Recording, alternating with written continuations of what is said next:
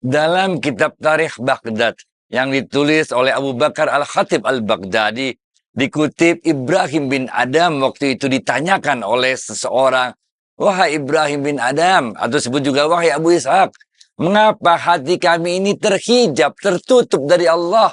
Kami berdoa, kami mengucapkan doa-doa, tapi tidak terasa hati kami ini terhubung dengan Allah." Maka Ibrahim bin Adam mengatakan, "Karena hatimu lebih mencintai apa-apa yang tidak disukai oleh Allah, hatimu lebih mencintai dunia dengan segala tipu dayanya." Gitu, Wid.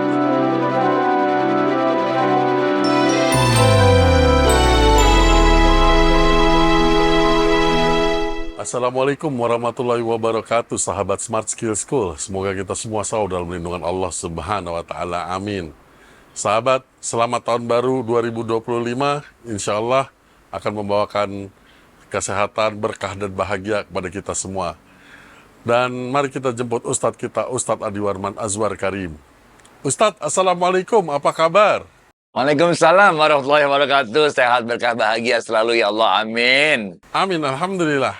Ustadz, memang kadang kita sering berzikir atau sholat tapi rasa tidak terkoneksi.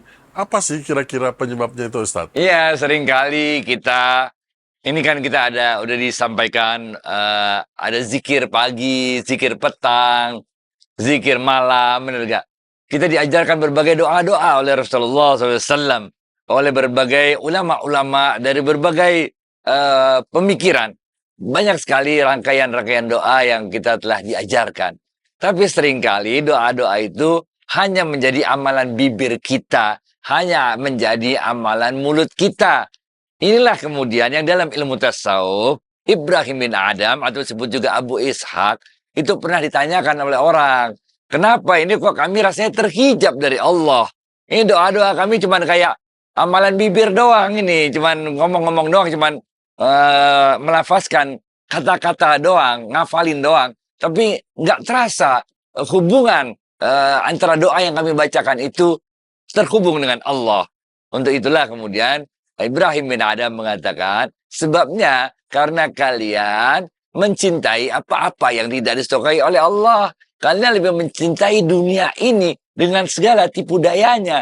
Itu sebabnya doa-doa kita tidak dapat keluar dari jeritan kolbu kita. Dia hanya menjadi amalan-amalan bibir, bukan menjadi doa yang betul-betul keluar dari isi jiwa kita. Nah, ini dalam kisah lain. Nah, ini di kitab lain ya. Ini di kitab namanya Jami Bayanul Almi wa Fadlihi. Oke. Ini ditulis oleh Ibnu Rajab. Oke. Ibrahim bin Adam dalam kesempatan lain pernah ditanya, "Wahai Ibrahim bin Adam," atau wahai Abu Ishaq, dia sama juga namanya itu juga lah. "Wahai Abu Ishaq, bukankah Allah mengatakan dalam Al-Quran, 'Ud'uni astajib lakum'? Berdoalah padaku, niscaya akan aku kabulkan, aku penuhi permintaanmu, doamu," benar gak? Tapi Abu Ishaq, mengapa kami telah tiap hari berdoa, zikir pagi, zikir petang, zikir malam, tapi doa kami tidak juga kunjung dikabulkan oleh Allah. Nah, ini. Kemudian Ibrahim bin Adam mengatakan, sebabnya adalah karena ada 10 hal yang kalian lakukan, sehingga Allah belum juga kunjung mengabulkan doa-doa kalian. Yang pertama, kata Ibrahim bin Adam, kalian mengaku mengenal Allah, tapi kalian tidak pernah menunaikan hak-haknya Allah. Nah, ini. Yang kedua, kalian membaca kitabnya Al-Quran, tapi kalian tidak pernah mengamalkan isinya. Yang ketiga, kalian mengaku memusuhi setan, tapi kalian mengikuti ajakan-ajakan setan. Yang keempat, kalian mengaku mencintai Rasulullah SAW, tapi kalian tidak pernah mengikuti sunnah-sunnahnya. Yang kelima, kalian mengaku merindukan surga, tapi kalian tidak melakukan amalan-amalan penghuni surga. Yang keenam, kalian mengaku tidak mau masuk ke dalam neraka, tapi kalian lakukan amalan-amalan penghuni neraka.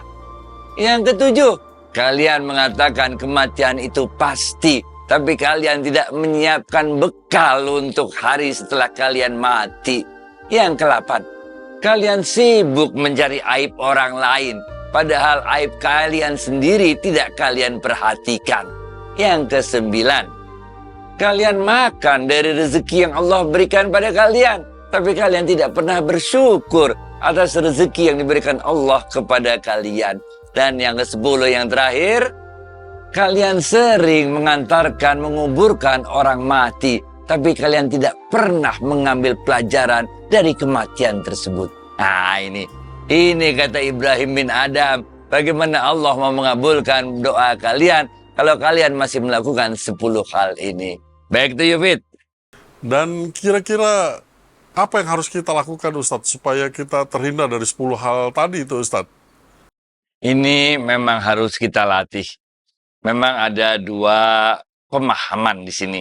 Pemahaman yang pertama adalah kita melafazkan doa-doa yang diajarkan. Ada zikir petang, zikir pagi, zikir malam. Kita hafalin, lalu kita ucapkan berulang kali. Ini pemahaman yang pertama, yaitu kita mengambil zikir-zikir yang diajarkan oleh Rasulullah SAW, kemudian kita hafalin, kemudian kita baca terus-menerus. Tapi ada juga pemahaman yang kedua, oke?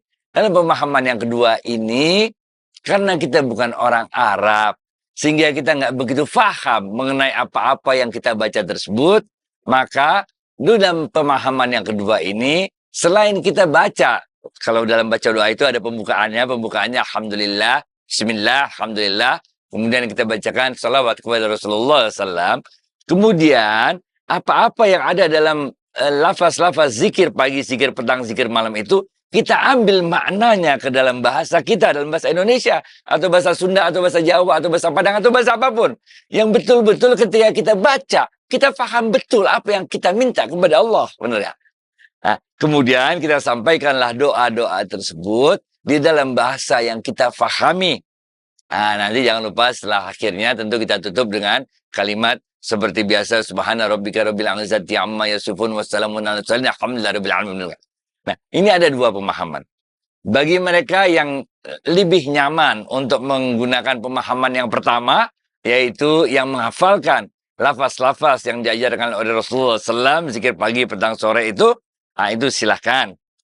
Tapi bagi mereka yang menggunakan pemahaman yang kedua, yaitu mengambil intisari dari apa yang ada di dalam zikir-zikir tersebut, kemudian menyampaikan dengan bahasa kita sendiri yang kita pahami, sehingga betul-betul ketika kita baca itu memang keluar dari dalam hati kita, karena kita paham betul apa yang kita minta.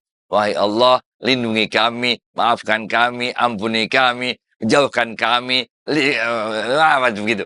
Nah, itu ada 2 pemahaman, terserah mau kita gunakan yang mana aja, sama aja insya Allah. Baik, David.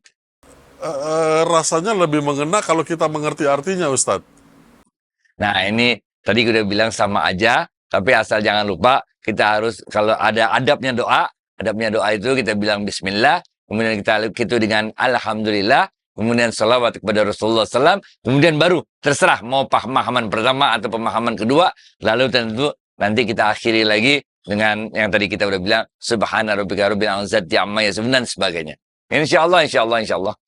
Kalau dalam pemahaman kayak ini lain lagi ya. Ini dalam kitab Syarah Fususul Hikam yang ditulis oleh Ibn Arabi. Nah, kalau menurut beliau itu kan doa ada 3 tingkatan. Nah, jadi kalau kita baca, kalau kita pakai pemahaman yang pertama, yaitu kita baca, tapi kita nggak ngerti artinya, nggak keluar dari jiwa kita sendiri, nah itu namanya lisanul maqal. Itu adalah doa tingkat paling rendah. Tapi kalau dia keluar dari jeritan hati kita, itu namanya lisanul hal. Ini doa level kedua. Dan yang ketiga yang namanya lisanul istiqdad, yaitu ketika kita sebetulnya doanya itu udah nggak punya kehendak apa-apa, kita hanya mengatakan, wahai Allah, terserah engkau, mau engkau apakan diriku ini. Nah, gitu. Itu namanya doa munajat atau doa kerinduan kita kepada Allah. Baik itu, Yufid. Baik, Ustadz. Beberapa waktu yang lalu kita berbicara mengenai perniagaan, Ustadz. Oke.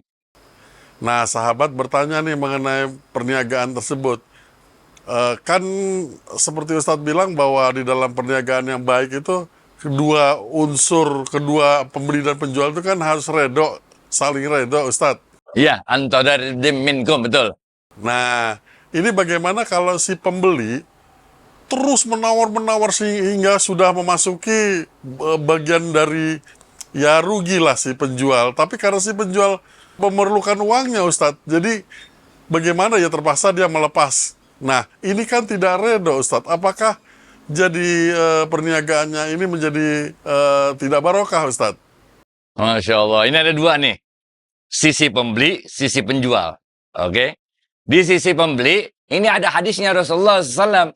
Janganlah kalian itu menyulitkan dalam jual beli. Jadi kalau nawar jangan kejem-kejem banget, benar gak? Itu orang jualan kan mau nyari untung juga supaya dia bisa bisnisnya jalan, benar gak? Untuk para pembeli itu kalau nawar jangan sadis-sadis banget dah, benar gak?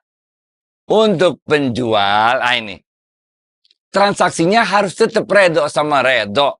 Kalau ditawar separuh harga misalnya, kemudian dia nggak redo, ya jangan dijual. Tapi kalau dia tetap mau redo, ya boleh redo. Berarti separuh harganya itu dianggap sedekahnya. Nah itu. Jadi dia bilang, udahlah Pak, ambil aja Pak. Buat separuh harganya saya sedekahkan buat Bapak itu. Karena dia membutuhkan uang tunai pada malam itu untuk beli makanan buat anak istrinya di rumah. Nah insya Allah, kalau ada penjual yang model begitu, benar gak? Yaitu karena keadaannya memaksa dia harus menjual dagangannya dengan harga yang separuh daripada harga pasarannya. Tapi karena dia memang membutuhkan uang itu untuk beli makanan malam untuk anak istrinya, kemudian dia redo akan hal tersebut, dia anggap itu, dia jadikan yang separuhnya itu sebagai sedekah, insya Allah nanti Allah akan balas dengan pahala yang berlipat ganda. Rezeki udah ditakar, nggak bakal ketukar. Back to you, Fit. Baik, Alhamdulillah. Alhamdulillah, Alhamdulillah, mantap Ustadz. Ustadz, terima kasih atas waktu dan tausiahnya. Assalamualaikum warahmatullahi wabarakatuh. Waalaikumsalam warahmatullahi wabarakatuh.